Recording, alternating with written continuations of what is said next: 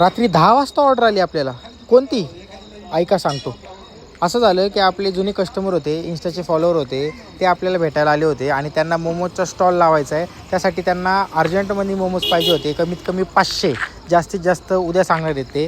तर त्याची तयारी करायला आम्ही घेतली. मी घरी आलो 12 वाजता मला यायला वाजले, पण त्याच्या आधीच आरतीने पनीरची स्टफिंग करून पनीरची मोमोज करायला सुरुवात केली. इतकं इमर्जन्सी आहे ना, कोण मोमोज अवेलेबल करून पण देणार नाही तुम्हाला. पण मी आता ते आपले कस्टमर होते, फॉलोअर होते, म्हणून म्हणले ठीक आहे बाबा, मला जमल तेवढं मी तुम्हाला करून देतो. त्यानंतर मी जेवण केलं, आवरलं आणि लगेच व्हेजची स्टफिंग करायला घेतली.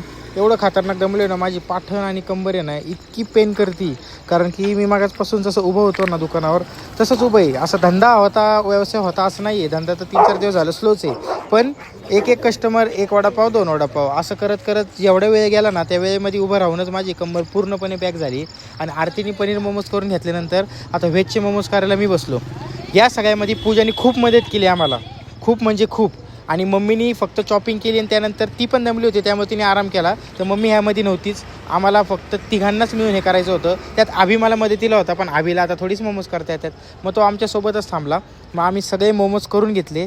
टोटल 2:30 ते 2:45 वाजेपर्यंत 500 मोमोज आपले तयार झाले. आणि त्यानंतर सगळे मोमोज व्यवस्थित रेडी करून आपल्या डब्यामध्ये आपण भरले. आणि सकाळी उठल्यावर कस्टमरची रिक्वायरमेंट होती की आम्हाला बॅगेत द्या, कारण की आम्ही पोर्टर करणार आहे. त्यामुळे आपण त्यांना बॅगमध्ये अवेलेबल करून चटणी आणि मोमोज हे आपण पोर्टर केले. तर अशा पद्धतीने आपण आहे ना मोमोजची ऑर्डर घेतो.